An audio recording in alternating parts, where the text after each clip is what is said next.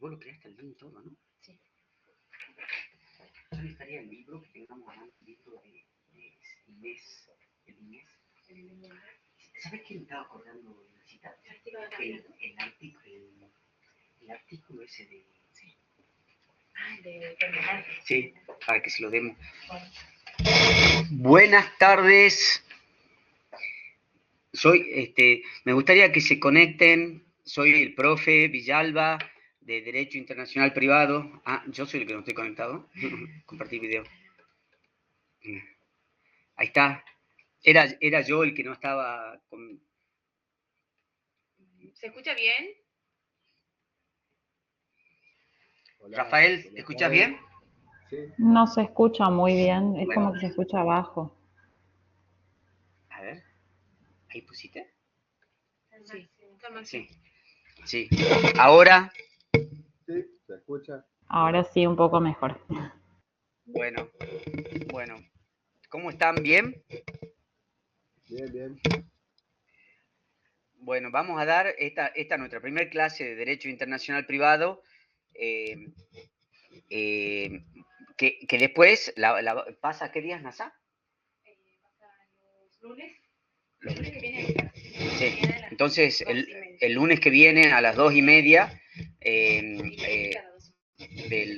así nos vamos poniendo al día, ¿sí? Entonces esta clase, en reemplazo de una que no sabíamos que teníamos que dar, y después el lunes que viene ya enganchamos, ¿sí, chicos? Ahí me gustaría que estén conectados, ¿sí? No hace falta que estén de traje, pueden estar hasta de pijama si quieren, pero sí conectados, porque si no hablamos acá una pantalla en negro. Está conectado Rafael Sánchez y Sabrina Daniela García. Me acompaña aquí, yo soy Eduardo Villalba, estoy a cargo de esta cátedra, y me acompaña la doctora Roxana Gual, que también me la va a dictar junto conmigo, ¿sí? Somos una cátedra que tratamos de ser lo más organizado posible, lo más cumplido posible, así que espero que haya un buen diálogo a los efectos que para ustedes sea más sencillo, ¿sí? Nosotros, el parcial que vamos a tomar es toda la parte general, que va de la 1 a la 9, creo, ¿sí? Sin contar la 5, ¿sí? Que esa bolilla la excluimos del parcial. ¿Tenés el programa acá? Sí, acá. ¿Sí? Entonces, acá me ponen ellos, bueno, si no ya lo arreglo yo. Es la 1 a la 9, inclusive, y sacamos la 5, que es la más distinta a todas. Es decir, la 1 a la 9 sacando la 5. Son 8 unidades. Hemos tratado que entre para el parcial toda la parte general de Derecho Internacional Privado, que es clave, ¿no? Es clave para aprobar al final, para tener en claro y para tener en claro toda la materia, ¿sí? El parcial es el 26 de octubre, lo sigo teniendo conectado en línea Rafael, y ahora también está María Itatí, así que traten de conectarse, porque les repito, es muy ingrato dar clase. Ustedes saben que ahí está también Daniel, pero se vuelve a ir. El otro día, unos chicos que conocía que tomaban clase en la universidad, uno de la UBA y otro del Salvador, el profesor no da clases y no los tiene a todos en línea. Y así me parece que debe ser, ¿no? A todos conectados. Ahí está Daniel. Bueno, entonces, largamos con esta materia, ¿sí? La bibliografía de esta materia, sí, son estas dos primeros que tienen la... Si de paso te presentás y lo... Hola, buenas tardes a todos. Sí, la bibliografía la tienen ahí en el programa. En primer lugar, como vieron, está el libro de Inés Weinberg, que es del nuevo Derecho Internacional Privado, y después también está el libro de Rapalini y Liliana, que es temática de Derecho Internacional Privado.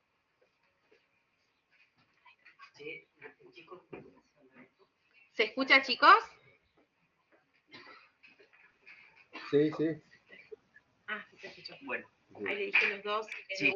Rapalini. Sí.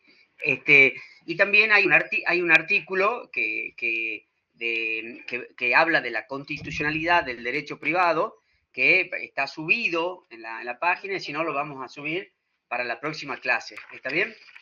Bueno, esta es también, fíjense que Rapalini es un libro que es muy concreto, que tiene toda la materia, que es concreto, no se extiende demasiado. Por ahí al principio es complicado leerlo, pero luego uno va extrayendo conceptos muy claritos de ahí, y que ayudan mucho a la materia. Y tiene la ventaja también, Rapalini, que tiene fallos, ¿sí? Los fallos que son importantes para entender la materia, ¿sí? El propio libro no es muy, es gordo, pero no es muy grande en extensión, porque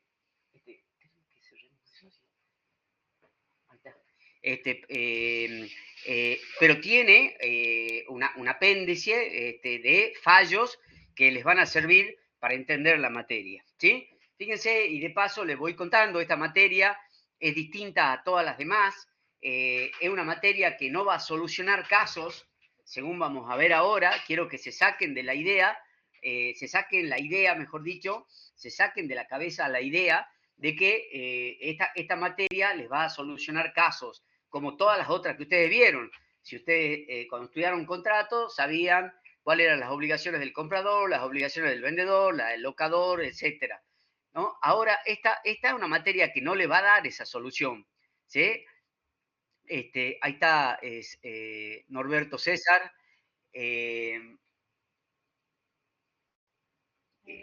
la bibliografía subida me ponen, está bueno que me vayan haciendo toda esa, no está el libro Rapalini, bueno, sí lo vamos a subir, me parecía raro, pero lo vamos a subir, obviamente, ¿sí? Porque es uno de los libros más importantes. Es una materia de nada, Sabrina, es una materia que tiene una gran actualidad, fíjense, cuando yo estudiaba abogacía, esta casi era una materia cultural, hoy es una materia de hiperactualidad, producto de que el mundo se achicó, de las comunicaciones, de la globalización, ¿no? Y de que hoy es muy normal que exista las relaciones entre personas, privadas, personas físicas, bien digo, de distintos estados, ¿sí? Es lo más normal. Es más, ya ahora cualquier persona podría entrar en Internet y realiza un contrato con cualquier persona de cualquier lugar del mundo. Entonces, a partir de ahí, es una materia de una actualidad brutal. Y también adquirió una brutalidad tremenda a través de la vigencia o de la existencia de los derechos, de los delitos penales, ¿no es cierto?, internacionales, ¿no es cierto?, que son transnacionales, como la trata de personas, como el narcotráfico, exactamente. Antes se hablaba de piratería, de cable, de robo de cable submarino, y hoy con el delito de trata de personas y narcotráfico es central y están ubicadas en esta materia, a punto tal que una de las bolillas de la materia es de derecho penal. Y antes se consideraba que el derecho penal, que es un derecho esencialmente público, no integraba el contenido de esta materia. También los delitos de lesa humanidad van a ser objeto de estudio en esta materia. ¿Por qué? ¿Cuál es el objetivo de esta materia? Yo ya les dije que no va a ser solucionar casos, sino va a ser determinar cuál es el juez competente y cuál es la ley aplicable. ¿Me entienden?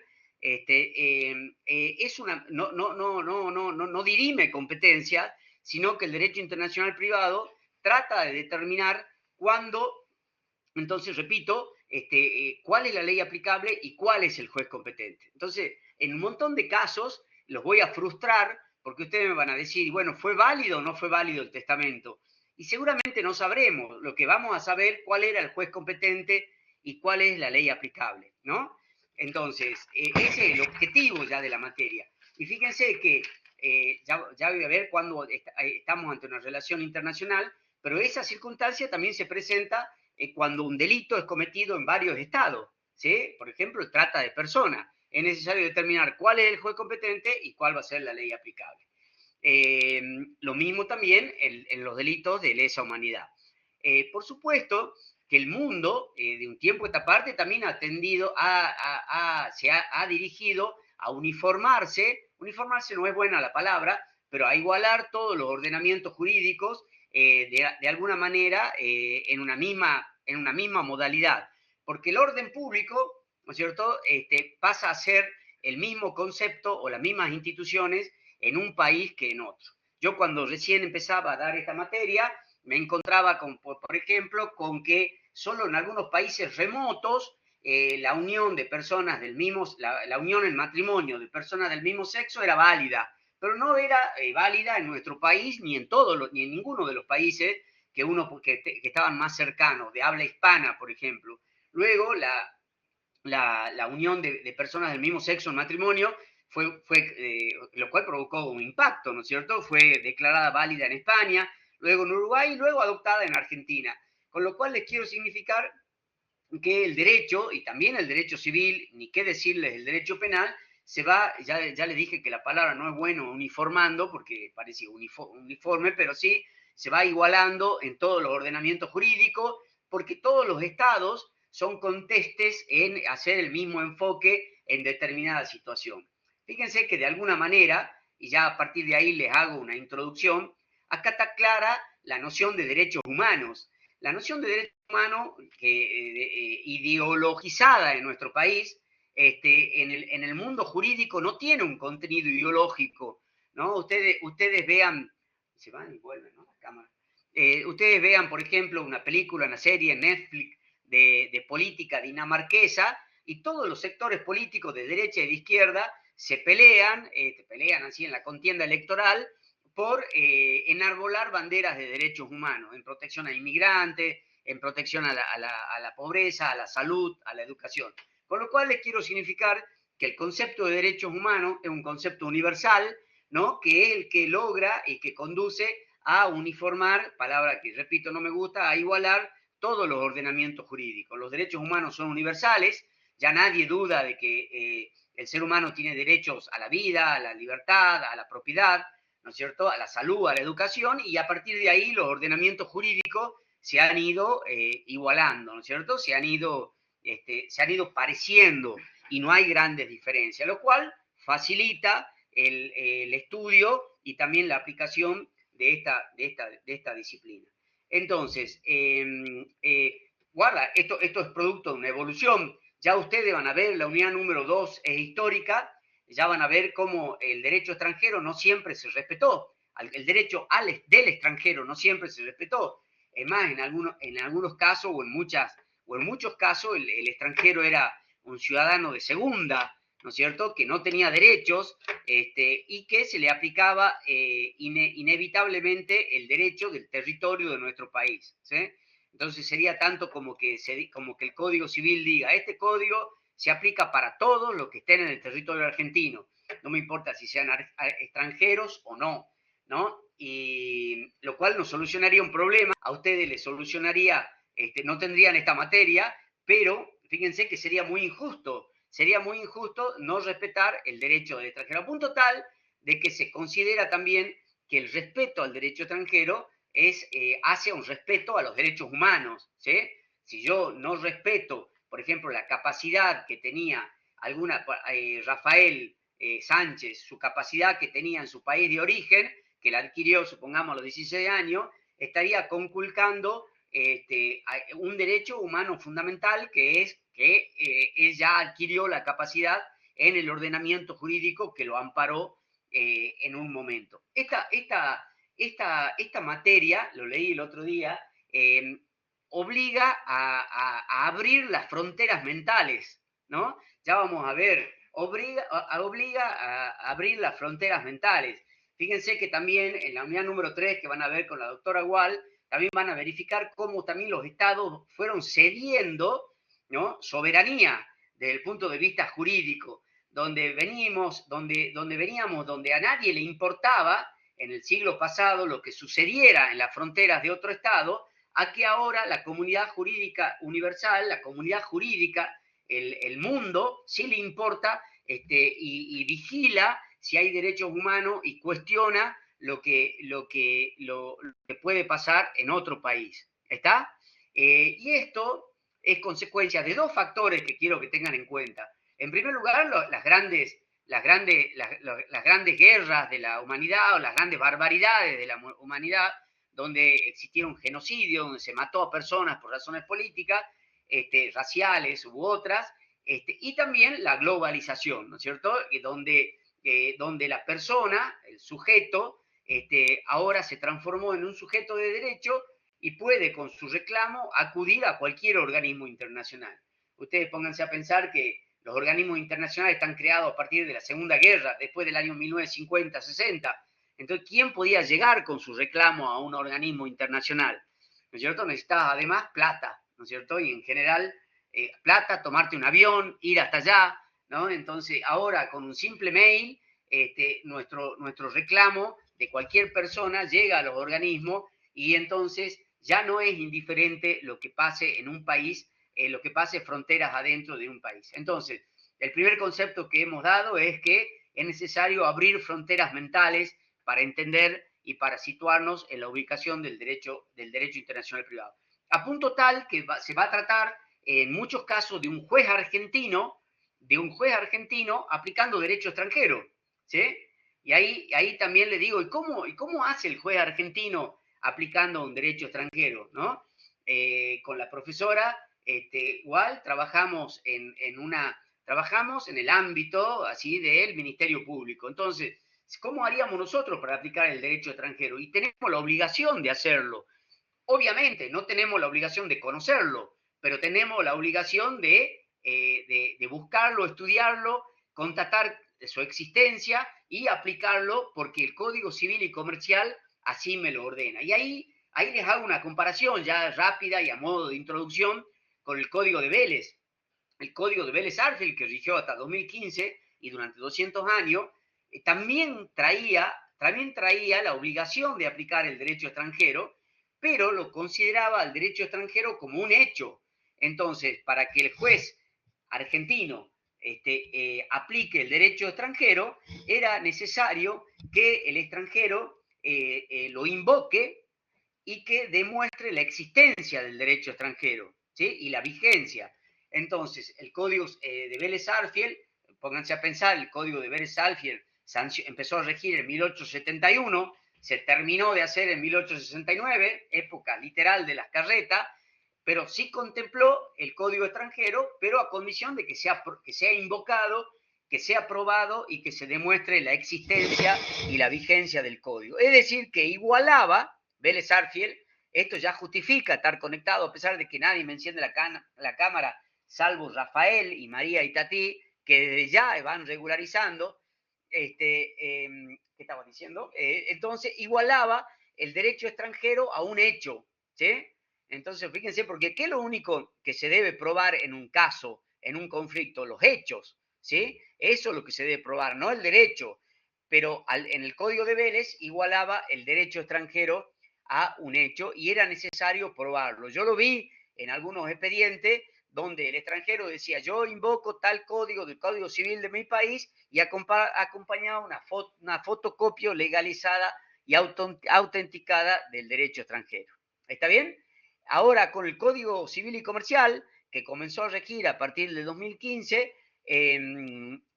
obviamente ya realizado a las ampares. Bueno, Gabriela, muy bien, buenas tardes. Ustedes, si tienen alguna pregunta, que ya no sé, me la van escribiendo y nosotros las vamos a ir contestando. Entonces decía que el Código Civil y Comercial igualan el derecho extranjero al derecho extranjero al derecho local y crean la obligación, eso lo vamos a estudiar en la unidad número 6, la obligación del juez argentino de aplicar el derecho extranjero. Ya no es facultativo, ya no es si es que la parte me lo invoca, ¿sí? Vamos a ver que también la parte tiene la posibilidad de invocarlo, sino la obligación de aplicarlo. ¿Se entiende, chicos? Entonces los disparadores de esta materia es, vamos a determinar cuál es el juez competente, cuál es la ley aplicable y cómo hace el juez para aplicar un derecho extranjero, ¿sí?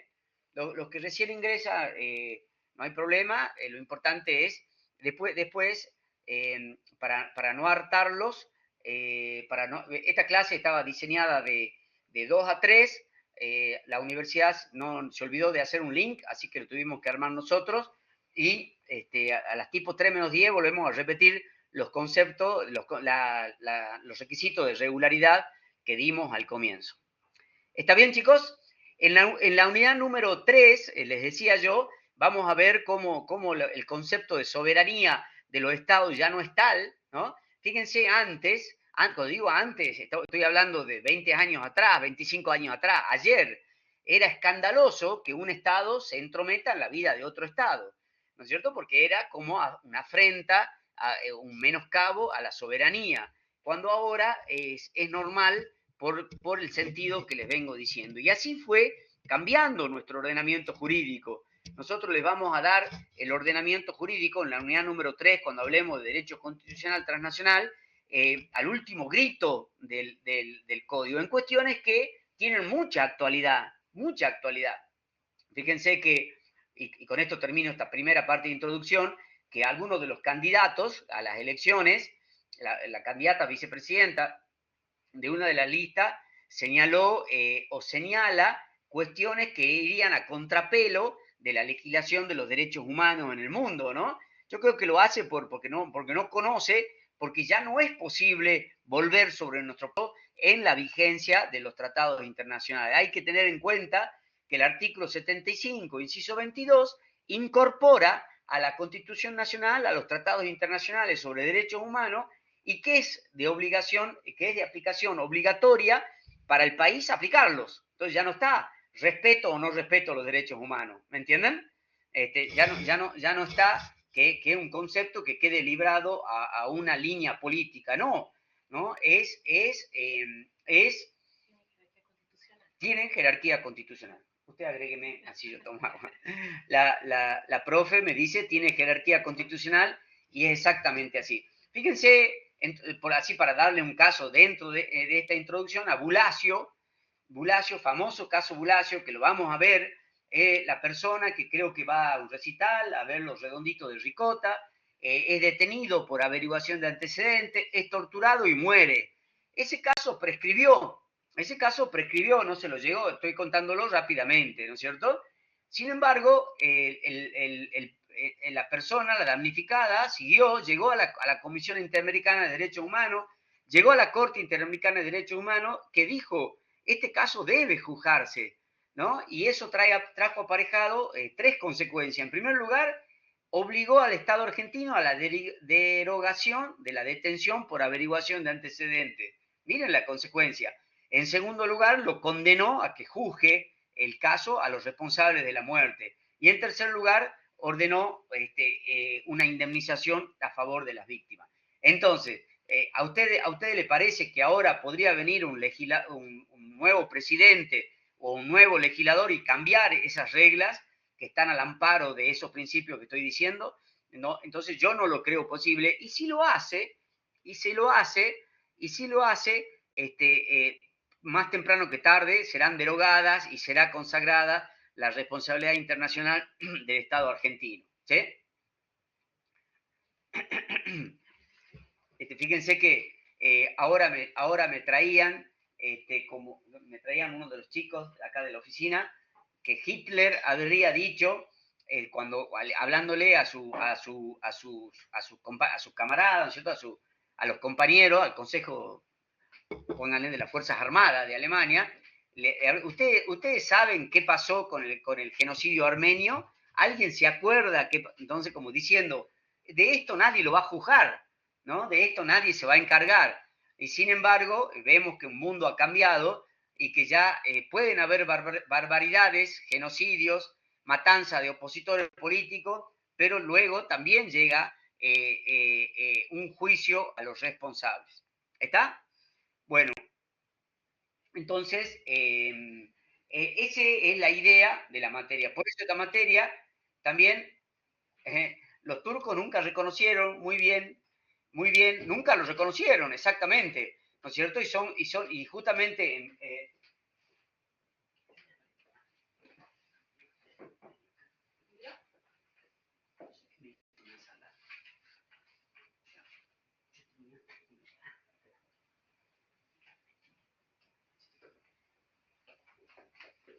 por supuesto, los autores del genocidio nunca reconocieron lo importante es que hayan sido juzgados, ¿no? Y nuestro país, así como los delitos cometidos por el nazismo en la Alemania, fueron juzgados, ¿no es cierto? Y en algunos lugares, como por ejemplo Sudáfrica, con el apartheid, se dio lugar a un derecho a la verdad. Pero bueno, eso que me ponía a los turcos nunca reconocieron, es verdad, ¿no es cierto? Y quizás nunca fueron juzgados, pero sabemos lo que pasó y ese dolor y esa matanza humana es lo que generó el nacimiento de un nuevo derecho aplicable a todos los países y que le torció el brazo al Estado poderoso para ser vigente e ir creando, miren, ir creando un derecho universal de carácter obligatorio, ¿sí? Eso es importante, de carácter obligatorio, porque esos principios estuvieron siempre, lo que no tenían es el carácter obligatorio. ¿Está?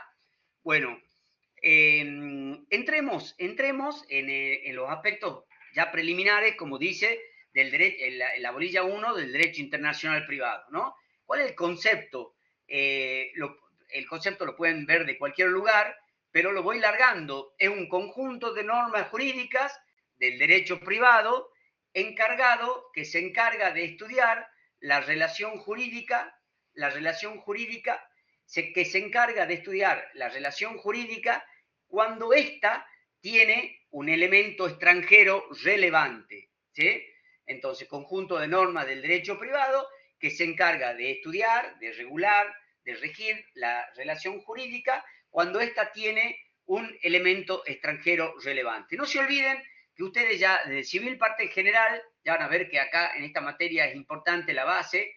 ¿Qué era la relación jurídica? La relación jurídica era, así para hacerlo sencillo, sujeto activo acreedor, sujeto pasivo deudor, ahí estoy llamando a términos de la obligación, ¿no es cierto? Sujeto activo, sujeto pasivo, objeto y causa. Esa es una relación jurídica. Si estoy hablando de matrimonio, sujeto, sujeto. Si estoy hablando de acto jurídico, sujeto, objeto, ¿no es cierto? Sujeto, objeto, forma. Es decir, todos los conceptos que ustedes han ido viendo a lo largo de la materia. Y de paso les recuerdo, civil parte en general, el acto jurídico, por ejemplo, ¿sí? Obligaciones, vieron, como digo, el sujeto activo o acreedor, el sujeto pasivo o deudor, objeto, causa y fuentes. Las obligaciones extracontractuales, que sería el sujeto y el lugar donde cometió el hecho. En contratos también dos partes, ¿no es cierto? Porque no hay un contrato de una sola parte, un objeto y una causa. Derechos reales, un sujeto y el objeto. Familia, sujetos, ¿no es cierto? Que pueden ser un sujeto reconociendo un hijo, dos sujetos contrayendo matrimonio, y sucesiones, que es el final de la vida del sujeto o de la persona, y cuando se determina quiénes son los herederos de la persona y cuál es la época. Con lo cual, le he pintado cuáles son las relaciones jurídicas que ustedes han estudiado a lo largo de su carrera y que son las que va a regir el derecho internacional privado. Solo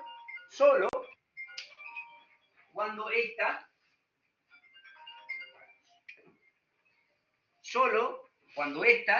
tenga un elemento extranjero relevante. Cuando tenga un elemento extranjero relevante. ¿Cuándo el elemento extranjero es relevante? Fíjense la claridad con la que le estoy exponiendo y muchas veces no me ponen esto en el examen. ¿Cuándo el elemento extranjero es relevante? Es relevante el elemento extranjero cuando llama a regir a otro derecho, ¿sí? Cuando llama a regir a otro derecho. Así, por ejemplo, supongamos que yo soy del país, yo soy de Chile, ¿no? Y vengo acá a Salta, Argentina, y voy al mercado y compro uvas chilenas, ¿sí? Fíjense, ahí tienen tres elementos extranjeros. Yo era chileno, ¿no? Yo chileno y compro uvas de otro país. Exactamente, así como pusiste, el elemento es cuando llama a regir, dale bárbaro, a otro derecho. Muy bien, Nadia. Ah, entendí, sí. Entonces, en ese ejemplo que yo puse, yo siendo de otro país, vengo al mercado de acá de Salta y compro uvas chilenas, ahí puse como tres elementos extranjeros y ninguno es relevante, porque va a ser aplicable el derecho argentino, ¿no es cierto? No hay ningún motivo para que se aplique un derecho extranjero. ¿Cuándo va a ser relevante? Cuando llama a regir a otro derecho. Sería el caso, por ejemplo, de que yo me voy a vivir a Estados Unidos, ya van a ver que en el libro hay casos así, se queda a vivir ahí, ¿no es cierto? Supongamos Messi, que está en Estados Unidos, realiza un testamento. No me gusta poner un ejemplo de que se muere Messi, ¿no? Es de muy mal gusto, ¿no? Pongamos, se muere otro. Entonces, el señor Gómez, hay un caso en el libro, va a Estados Unidos, pone un restaurante, le empieza a ir bien, se queda ahí a vivir unos años, hace un testamento y ahí en Estados Unidos tiene hijos en la Argentina, pero tiene un hijo en Estados Unidos y le deja todo el restaurante, que debe valer una fortuna, se la deja al hijo, por testamento, al hijo que está en Estados Unidos. Entonces, el derecho internacional privado ahí debe regir. Entonces, ¿hay un elemento extranjero relevante? Sí. Gómez, que se fue a Estados Unidos y que realizó el testamento en Estados Unidos. Entonces, ahí se presentó cuál de los derechos está llamado a regir. O el derecho argentino o el derecho yanqui. ¿Se entiende, chicos? Fíjense, en ese ejemplo hay un verdadero conflicto de leyes, ¿sí? ¿Cuál juez competente? ¿Cuál es la ley aplicable? ¿Se entiende? Entonces, un caso similar, ya que puse ahí, se presentó con el hijo de un cómico Porcel, ¿no es cierto? Acá veo que hay gente grande también, pero los chicos ni saben quién es Porcel. Vendría a ser como, bueno, se me fue el nombre, un cómico que era, sí. ¿Cómo se llama el hincha de Racing? Bueno, el actor. ¿Sí lo sabes? Bueno, entonces era un cómico recontra conocido de la época que se fue a vivir a Estados Unidos, y ahí muere, ¿no es cierto? Y ahí deja un testamento y no le deja nada al heredero. Franchella, vamos, vamos, olvídate el nombre de Franchella, es gravísimo. Era el Franchella de los años 70, 80. ¿No es cierto? Muere en Estados Unidos, era ya público y notorio que se había ido a vivir a Estados Unidos, como si ahora se hubiese ido Franchella, y deja un testamento. Fíjense que había un hijo de Porcel que era igualito a él, que se pasaba por los canales de televisión porque estaba casi en estado de indigencia, en estado de calle, reclamando vocación hereditaria sobre los bienes que Porcel había dejado en Estados Unidos. Entonces, miren cómo ustedes ahí, el derecho internacional privado debe regular esa relación jurídica. ¿Quiénes son los herederos de Porcel? ¿Es válido el testamento que Porcel hizo en Estados Unidos? ¿Se entiende? Entonces, si yo, profe, hago un testamento acá en Argentina, no hay ningún elemento relevante extranjero, no hay ningún elemento extranjero ni relevante. Bueno, ahí en el caso de Porcel, que fue muy conocido, se terminó señalando, Porcel verdaderamente tenía el domicilio en Estados Unidos, eso era público notorio, porque ahí se presenta una cuestión, ¿cuál era el domicilio de Porcel? ¿No es cierto? Y por lo tanto el testamento es válido, y en Estados Unidos es válido testar y no hay heredero forzoso, es decir, que es válido el testamento hecho a espaldas o no contemplando al hijo legítimo. Entonces, para que ustedes vean el concepto de derecho internacional privado, entonces lo repito, diciendo que regula la relación jurídica cuando tiene un elemento extranjero llamado a regir. Fíjense ahí nomás, bueno, el derecho internacional privado es un derecho privado, ¿sí? Es un derecho privado. ¿Por qué? Porque estudia a las relaciones de sujetos privados de distintos países, ¿me explico? ¿No es cierto? El derecho internacional público estudia las relaciones de estados, de distintos estados. Acá estudia las relaciones de particulares de distintos estados. ¿Se entienden, ¿no, chicos? También vamos a ver, a medida que voy, por ejemplo... Puede ser, por ejemplo, tienen hijos en el exterior. Ahí me Dice, otro ejemplo puede ser cuando, por ejemplo, tienen hijos en el exterior, un padre argentino y otro de ese país. Y se separan y quiere la madre, por ejemplo, llevar a su país de origen pero los niños nacidos y viven en otro país. Exactamente, exactamente. Ahí Hay puso un como el caso. hay un caso muy polémico de una mujer que la vi, que fue Mirta Legrand, que tuvo que luchar por sus 3 hijos, porque Sí, el padre era árabe, los tuvo en otro país, digamos, no sé si lo ubica, profesor, y tuvo que, sí, sí, no me sí, es un acuerdo el caso, nombre, es Gabriela Arias Uriburu. eso. María Victoria Silva lo puso. Justamente iba a decir, ¿no? Que ahí tenemos el caso de Gabriela Arias Uriburu, un caso ya de 20 años atrás, como es un ejemplo, googleenlo y mírenlo, que lo vamos a tocar más adelante, es muy complicado, dice. Ese caso, lo que pasa, lo enseño yo, lo enseñamos nosotros, como un supuesto de fracaso del derecho internacional privado, ¿no? Porque ahí no se hizo caso al derecho y al respeto del derecho extranjero. Se trataba de un papá jordano que se casa con Gabriela Arias Uriburu en Panamá, creo, se separan, él se lleva los hijos a Jordania y en Jordania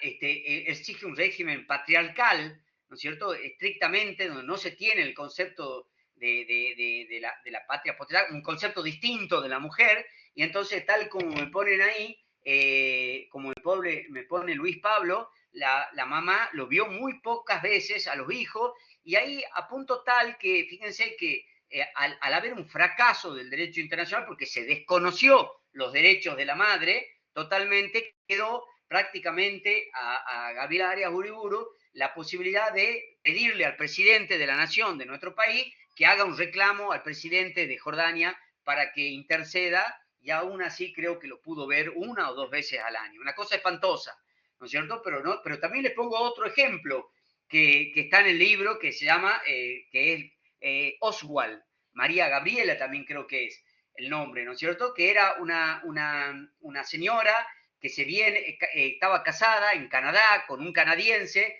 y se viene acá a Argentina a pasar las fiestas y luego no quiere volver a su país y plantea el divorcio de su país. Entonces la cuestión fue resuelta por la Corte de Justicia de la Nación. Oswald es O-S-W-A, está ahí en el libro, y la Corte de Justicia de la Nación nuestra señaló que la ley aplicable y el juez competente era Canadá. Entonces es la contrapartida de Gabriela Arias Uriburu. Es decir, se hizo lugar al derecho extranjero, porque dijo la Corte, el matrimonio vivía en Canadá, ahí se crió la hija, el domicilio era Canadá, y la consecuencia que estén en Argentina era como consecuencia de la sustracción de la patria potestad. Es decir, la mamá se vino a la Argentina y no volvió al lugar donde estaba la residencia familiar. ¿Está bien?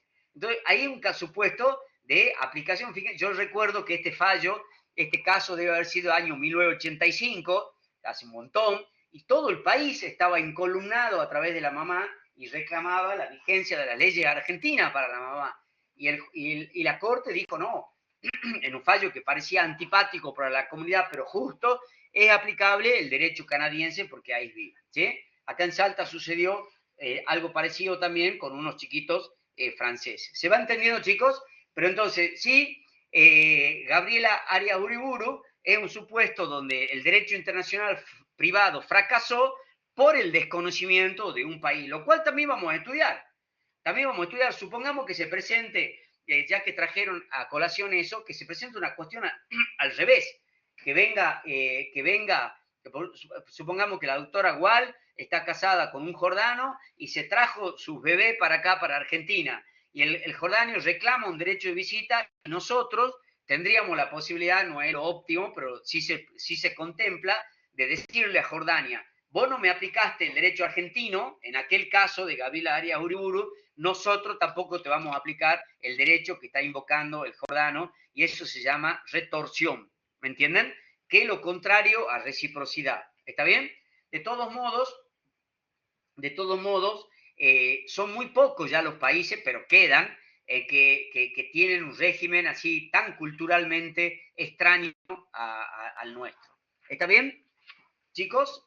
Bueno, entonces, es una rama del derecho privado, es cierto?, el derecho internacional privado, más allá de que vamos a hablar de la constitucionalización del derecho privado, pero es una rama del derecho privado, vamos a ver desde capacidad, actos jurídicos, contratos, etcétera, etcétera, sucesiones, familias, tiene autonomía, ¿no? Tiene autonomía, y fíjense, y las denominaciones no nos quitan el sueño, pero la denominación más común y más aceptada es la del derecho internacional privado, ¿no? Y también otro autor habla de derecho privado internacional, ¿no? Pero hay una que me gustaba decirlo, ¿no? Que es de un profesor Ceballos, que propuso la denominación de derecho privado humano, ¿sí? Derecho privado humano, en el sentido de que todos los seres humanos tienen el derecho a que les sea aplicable su derecho o a regirse su derecho. ¿Está bien? Entonces, con lo cual ahí le estoy diciendo una cosa, todos los seres humanos tienen derecho a que se le aplique su derecho, ¿no es cierto? Lo rija su derecho, siempre y cuando este derecho no contraríe normas de orden público, ¿sí? Nuestra. Por ejemplo, nadie podría venir a nuestro país a decir, yo voy a vender un órgano, mi riñón, mi pulmón, porque en mi país sí estoy autorizado a hacerlo. ¿Está bien? Bueno, el padre de esta materia es Savigny, y Savigny lo que nos dice es una cuestión, dice, es fácil aplicar el derecho internacional a cualquier país de la Tierra porque las relaciones jurídicas son las mismas, se trate de Salta, de Jujuy, de Neuquén o de Misiones, o de Rusia o de Ucrania, las relaciones jurídicas son las mismas, sujeto, objeto, sujeto, ¿sí? Es válido el matrimonio, es válido el testamento, cuál es el domicilio, ¿me entienden? No varía de un lugar a otro. Solamente hay muy pocas relaciones jurídicas que son distintas a todos los demás, ¿no es cierto? Y que no podrían ser regidas por nuestro derecho, y una es, por ejemplo, de estos regímenes patriarcales o este régimen que no traen consigo un respeto al derecho de la mujer, ¿no es cierto? Que veíamos, por ejemplo, en Qatar, ¿no es cierto? Ahora Los derechos niños, sobre todo. los derechos del niño, todos los derechos, no digamos sobre todo, todos los derechos, ¿no es cierto? Pero en general, en esas legislaciones que traen pautas culturales distintas, ¿no es cierto? Pero que son muy distintas a la nuestra, ¿me entienden? ¿Cómo ser una unión poligámica? Supongamos que venga un varón casado con varias mujeres, una mujer con varios varones, no podría, y que quieren separarse, esa relación no podríamos regularla porque prácticamente no tiene adaptación con nada. Diríamos, ¿qué es esto? ¿Es un matrimonio? No. ¿Es un condominio? No. ¿No? Entonces, hay algunas relaciones que sí no pueden ser reguladas, pero todas las demás sí tienen regulación. ¿Sí? Estructura de la norma. Esto me interesa que sepan, que tengamos en claro cómo se estructura la norma del derecho internacional privado. Ahí la norma, existen dos clases. La señora vio pocas veces, no importa en la rotación que sea injusto, no, sí importa, ¿no? La idea, chicos, está bien, me viene muy bien la pregunta, Luis Pablo me dice que no importa que sea justo. Fíjense, ¿cuál es el objetivo del derecho? Si supongamos que esta clase fuera de derecho, de introducción al derecho, el fin del derecho es la paz social, ¿no es cierto? ¿Cómo se logra la paz social? Arreglando los conflictos, solucionando los conflictos que puedan suscitarse conforme a la justicia, ¿no es cierto? Y que no nos caguemos a tiro, ¿no es cierto? Que se arreglen las cuestiones a justicia. Entonces, para arreglarlo conforme a justicia, debemos ser justos y aplicar la ley lo más posible, lo más justamente posible. Entonces, en el ejemplo que yo dije, ahora al Jordano, que es el que se había casado la doctora, no le vamos a aplicar su derecho, lo traje como un ejemplo, pero sería una solución injusta, ¿no es cierto? Es decir, como vos no me aplicaste mi derecho, yo no te aplico el tuyo. ¿Se entiende? Sí. Bueno, entonces, la estructura de la norma. Y con esto vamos terminando por hoy. Es clave la estructura de la norma. La van a encontrar en todas las materias. La norma tiene un supuesto fáctico. Yo tendría un pizarrón, estaría haciendo así como un predicadito, sujeto predicado. Tiene un supuesto fáctico, ¿sí? Que es la relación jurídica. ¿Sí? Que es la relación jurídica. Un punto de conexión el punto de conexión, que es la bisagra que une el supuesto fáctico con la consecuencia jurídica. Y el tercer elemento que tiene la norma de derecho internacional privado es la consecuencia jurídica. ¿Sí, chicos? Es la consecuencia jurídica.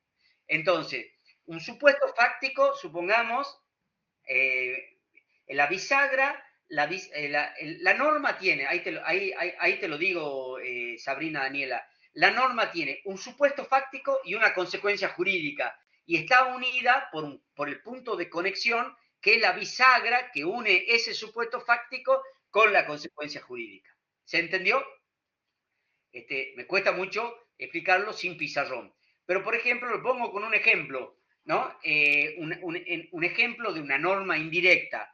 Los herederos de una persona se regirán según la ley del último domicilio del causante. Entonces, ¿cuál es el supuesto fáctico? Es quiénes son los herederos de Juan, ¿sí? ¿Quiénes son los herederos de Juan? ¿Sí? El punto de conexión es el domicilio que tenía Juan al momento de la muerte, ¿sí? Y la consecuencia jurídica es el derecho que regía en el domicilio que tenía Juan al momento de su muerte. Doy un ejemplo del ejemplo, ¿no? Ahí Pablo me pone que el punto de conexión es el elemento extranjero. No, ¿no es cierto? Es el lugar...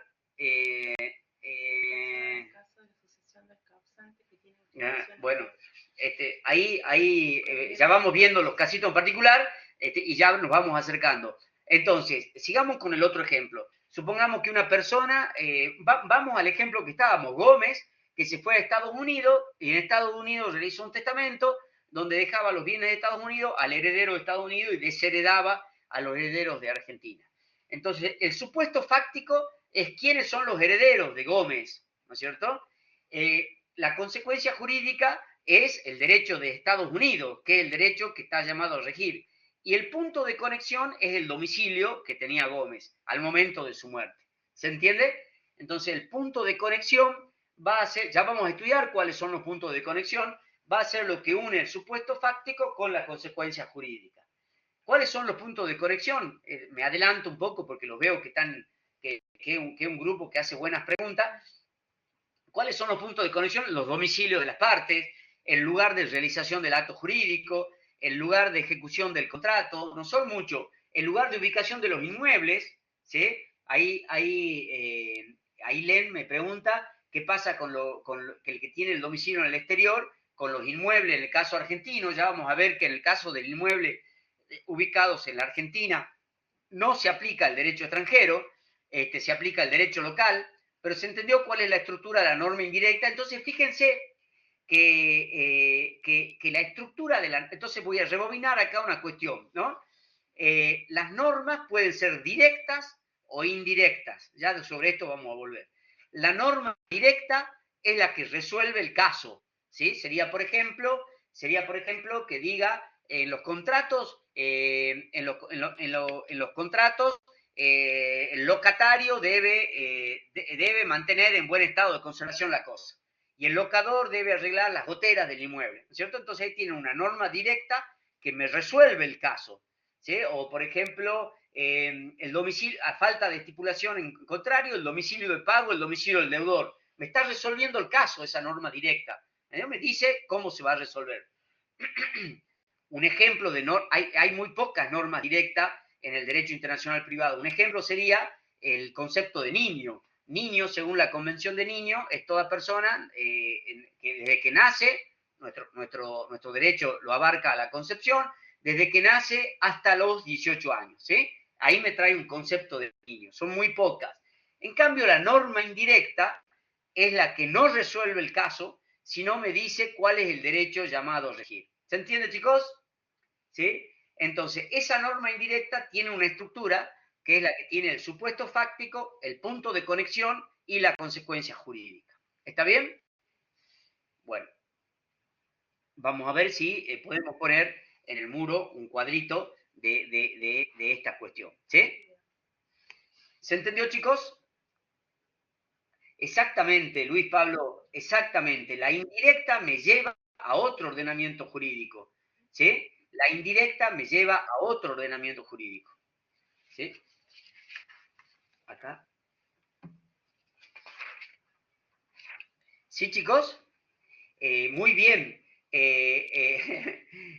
La indirecta me lleva a otro ordenamiento. No es el juez que viaja, ¿no? No es el juez que viaja, por más que el juez tenga muchas ganas de viajar, ¿no es cierto? Es la mente del juez que va a otro ordenamiento jurídico, ¿no es cierto? Supongamos que nosotros somos jueces y tenemos que resolver un caso y decimos, Gómez vivió en Estados Unidos.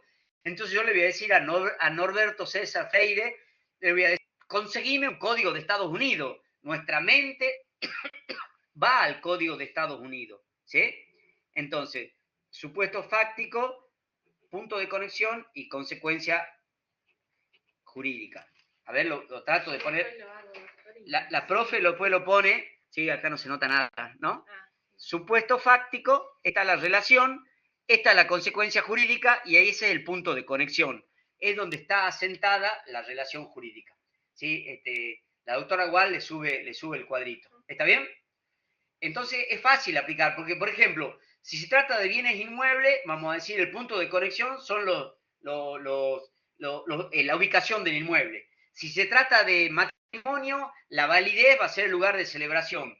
Los bienes, primer domicilio. El divorcio, último domicilio. Si se trata de contrato, lugar de ejecución del contrato. ¿Me entienden? No hay más de 7 u 8 puntos de conexión.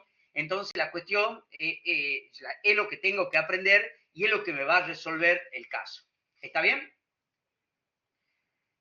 Bueno, entonces quedamos en subirle el cuadrito y el libro Rapalini, el cuadro, y también hablaríamos de la constitucionalización del derecho privado. ¿Sí? Está bien, eso ¿querés decirlo? Sí. Que para recordar a los que se conectaron después, que ya fijamos la fecha, que es el 26 de octubre, es el primer parcial, y como dijo el doctor, va de la unidad 1 a la unidad 9, que no incluye la unidad 5. Sacando menos la unidad 5. Exacto. Sacando la 5. Serían 8 unidades en total, que es toda la parte general. Sí.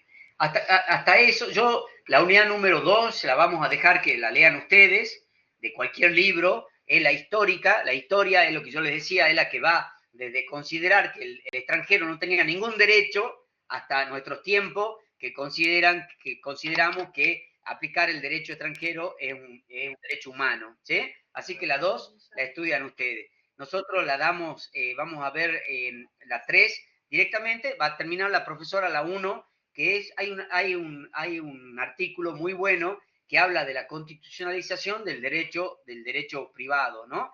Fíjense ahora que a raíz de la vigencia de los tratados humanos, de los tratados internacionales de derechos humanos, ya es que hasta el derecho civil se transformó en un derecho público, ¿sí? Porque hoy ya no es lo que diga el legislador, sino es lo que digan los tratados internacionales. Sí, nos pregunta, el parcial es a desarrollar, también podemos poner algún caso, ¿sí? También podemos poner algún caso, ¿sí?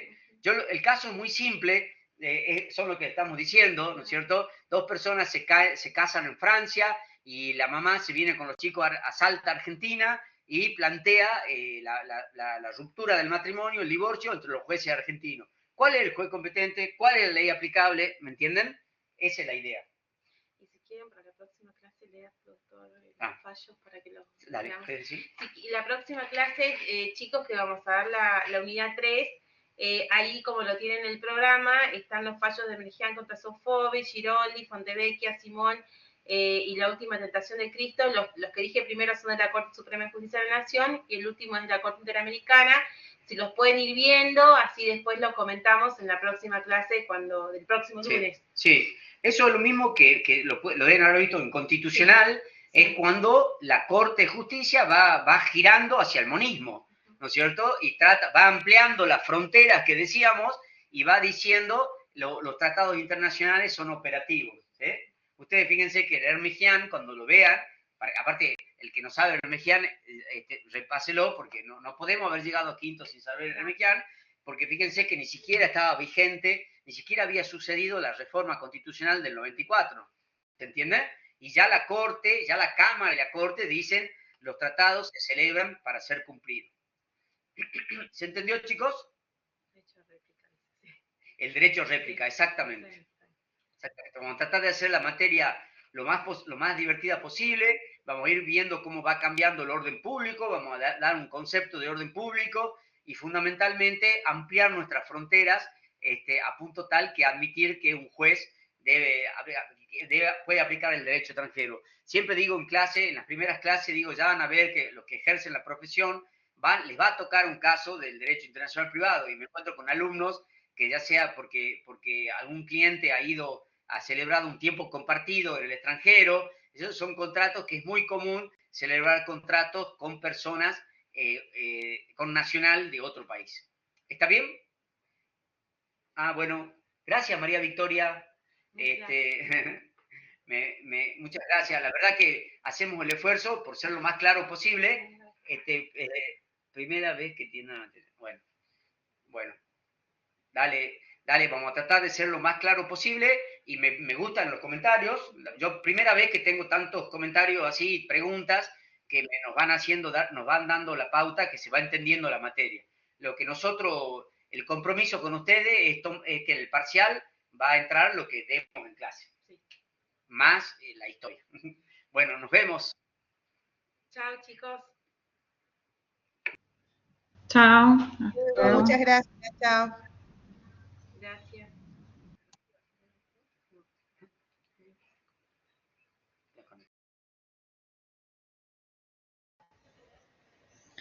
Chao, profesor.